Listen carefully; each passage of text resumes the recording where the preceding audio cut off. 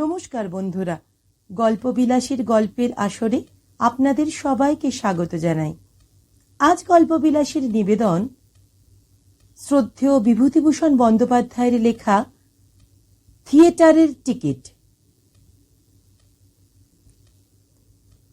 সকালে উঠেই আভা স্বামীকে বললে, ওগো, শিগগির করে বাজারটা করে এনে দাও। সকাল সকাল রান্না বাড়া করে আবার তৈরি হতে হবে তো, যা বেলা ছোট। অবিনাশ বললে, কি কি আনতে হবে একটা ফর্দ করে রাখো। আমি কলঘর থেকে চট করে আসি, আর একটু পরে কলঘর তো খালি পাওয়া যাবে না। এখনই যাই কিনা দেখো, একটা কল আর এই 7 ঘর ভাড়াটে।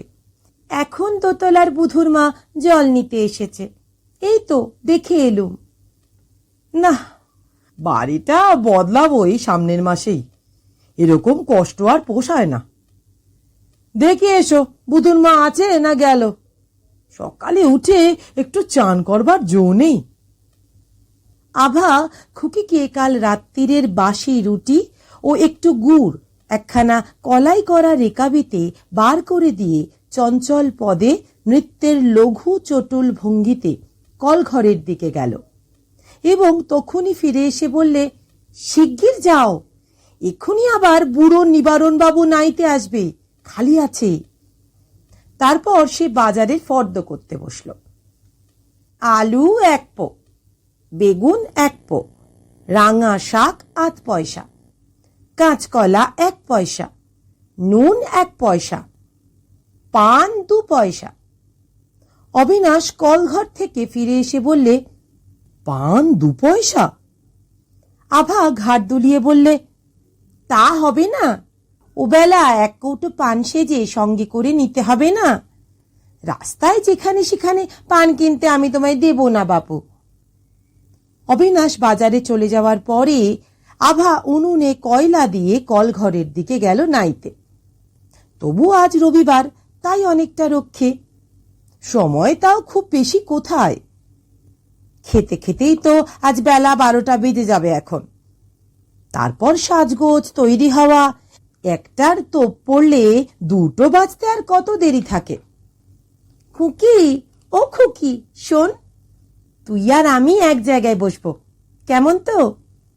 ওমা, মুখে সিঁদুর মেখে ভূত হলি যে, তুই ঠিক যেন একটা।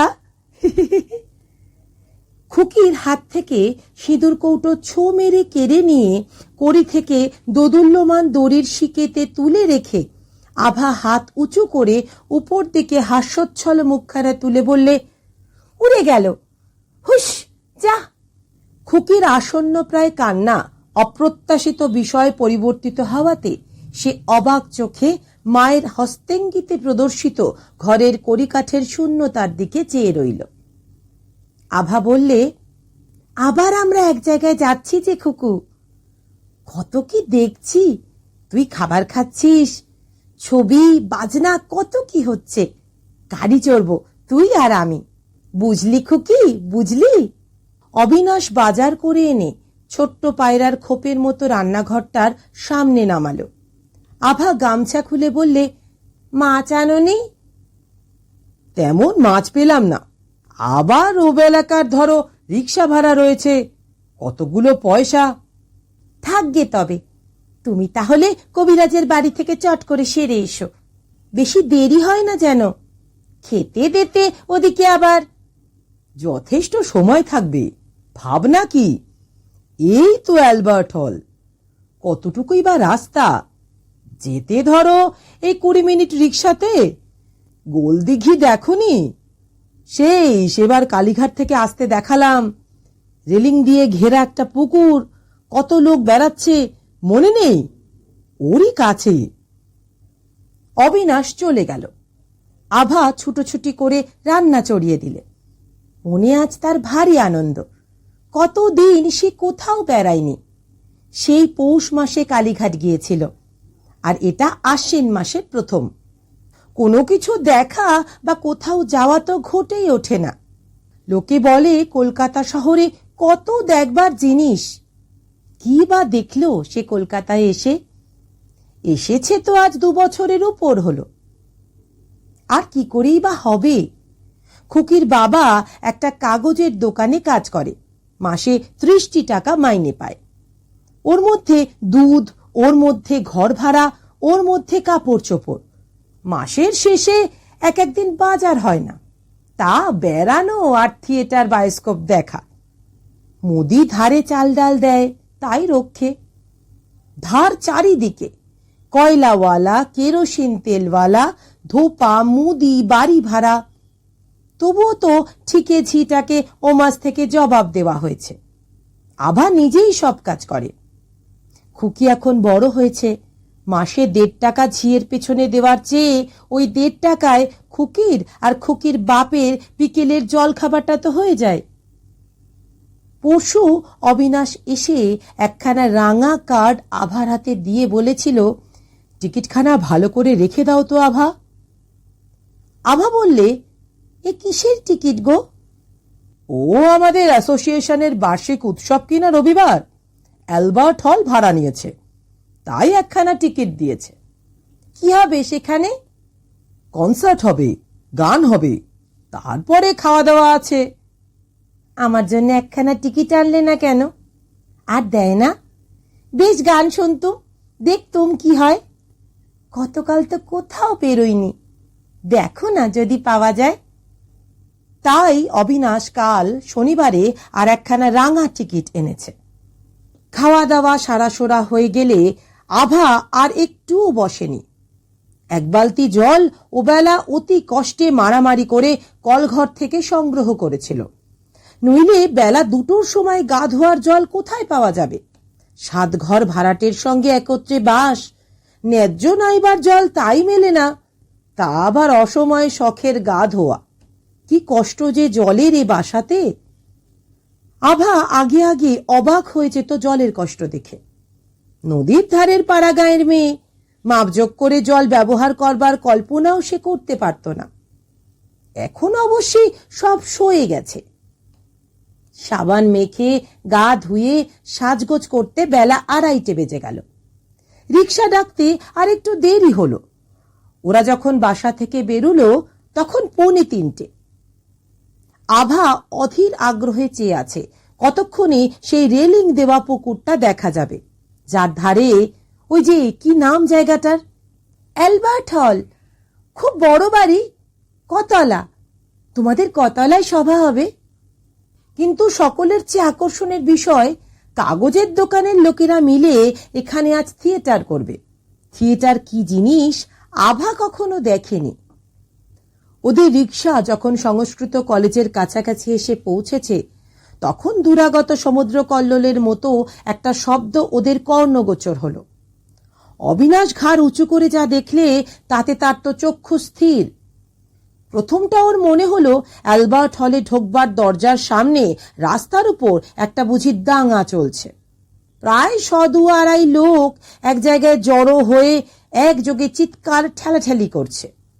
অ্যালবার্ট হলের কলেজ স্ট্রিটের দিকের সিঁড়ির মুখ থেকে জনতা শ্যামাচরণ দে স্ট্রিটের মোড় পর্যন্ত বিস্তৃত।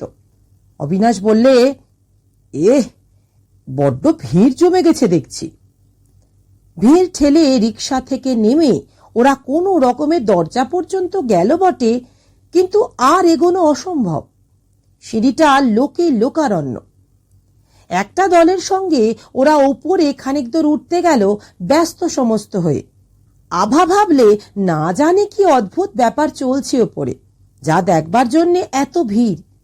কিন্তু 2-4 সিঁড়ির ধাপ উঠতে না উঠতে উপর থেকে আর এক দলের ধাক্কা খেয়ে আভা ছিটকে এসে পড়ল দেওয়ালের গায়ে। ওদের চারিপাশে ভিড় জমে গেল।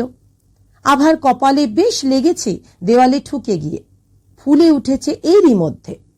সবাই বললে, আহা, কোথায় লাগলো? জনতার কৌতূহলী দৃষ্টির সামনে আভা জড়সড় হয়ে গেল। একজন ঘর্মাক্ত কলেবর ভলান্টিয়ার এসে অবিনাশকে বললে, আহা, কোথায় লেগেছে? আপনি এই ভিড়ে মেয়েদের এনেছেন, ভালো করেননি। আচ্ছা, আপনি ওকে নিয়ে বাইরে দাঁড়ান, দেখি আমি।